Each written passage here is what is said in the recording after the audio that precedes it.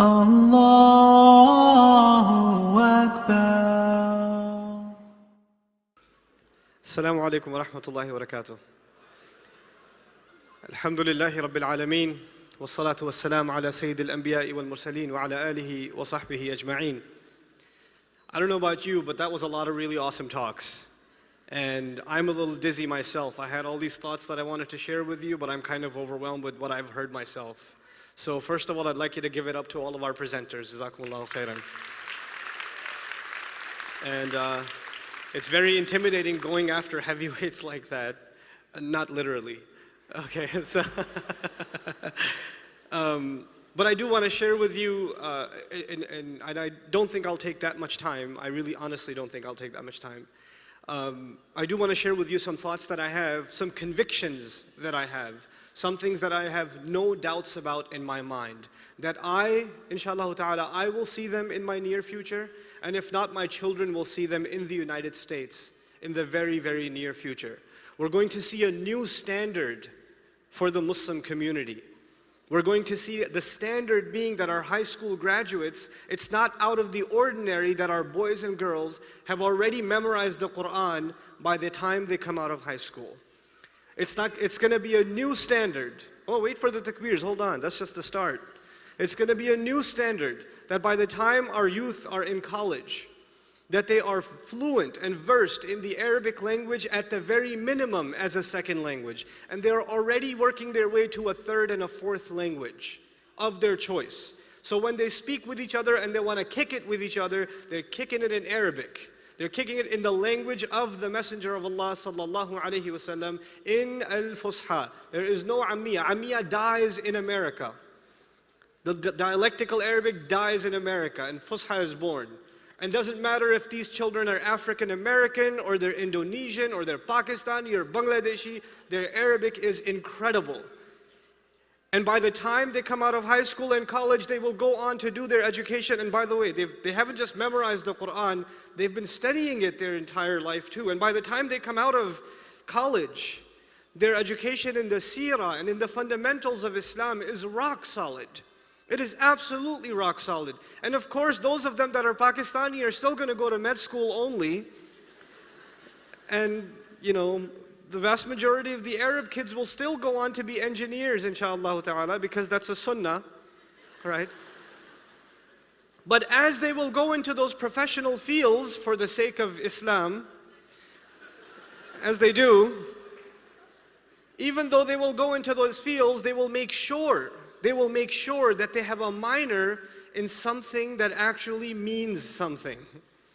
They will at least have a minor, if not a bachelor's, before they go on to higher studies in sociology, in political science, in history, in anthropology. They will study the human sciences, the areas of inquiry that actually influence human thought, because now that they have the guidance of Allah Azza wa Jal, they will study how far human studies have gone in understanding ourselves, and they will bring those two worlds together.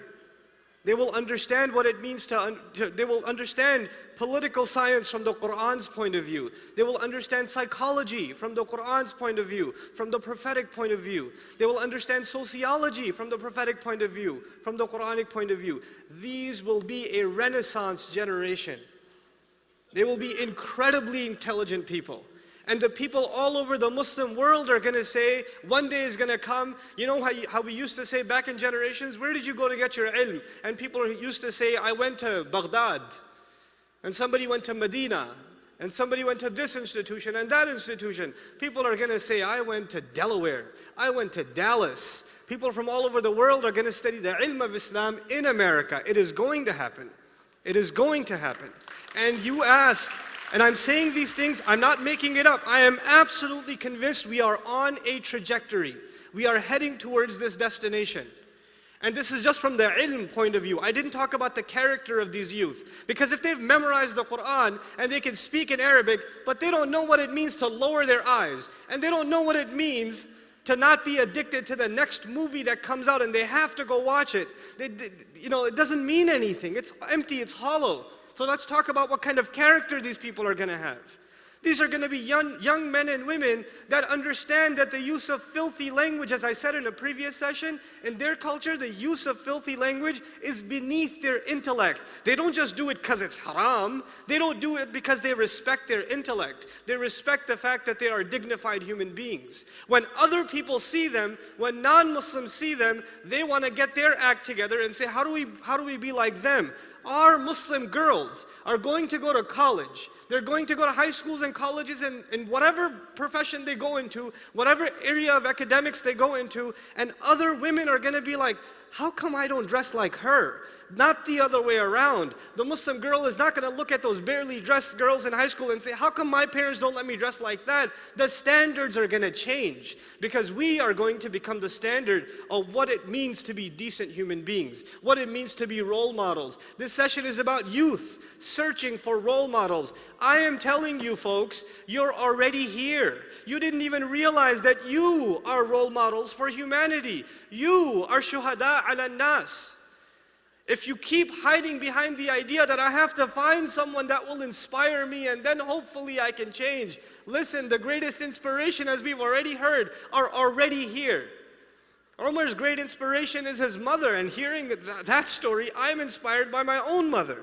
May Allah protect our parents. You know, I still know, I know every time I write a check to something or give a donation to something, you know what comes immediately in my head? Second grade, my dad taking me to Jumu'ah and saying, never be cheap, always give sadaqah, and he wouldn't put the money in the donation box, he'd hand it to me to make sure I go put it there, so it gets in my head that it's important. And to this day, he's already retired, I have kids of my own, but whenever I give sadaqah, my dad, his voice comes in my head. That's a role model. These are our role, we already have them. We just haven't looked. We haven't looked. And when this generation comes up, when this generation rises, they're not just going to build an amazing Muslim community. They're not just going to build beautiful, elaborate masajid. And it's not enough that these masajid are going to be filled at Fajr. That's not enough. And it's not enough that these people are going to be entrepreneurs, that are going to start all kinds of amazing things. Alternative, riba-free banking.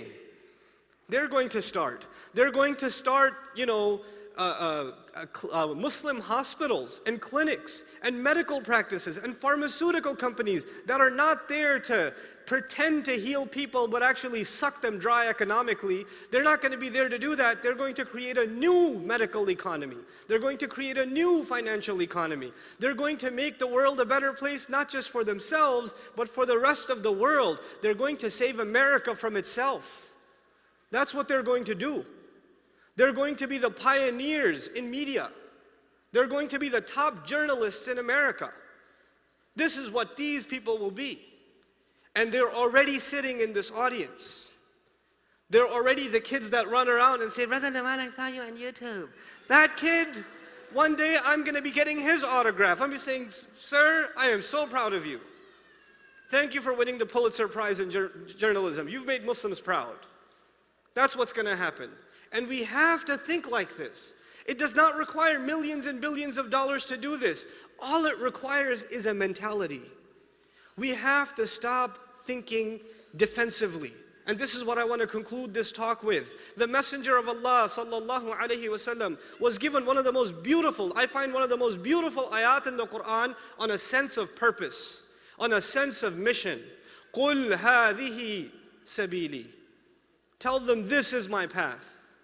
You know, a path always leads to a destination, right?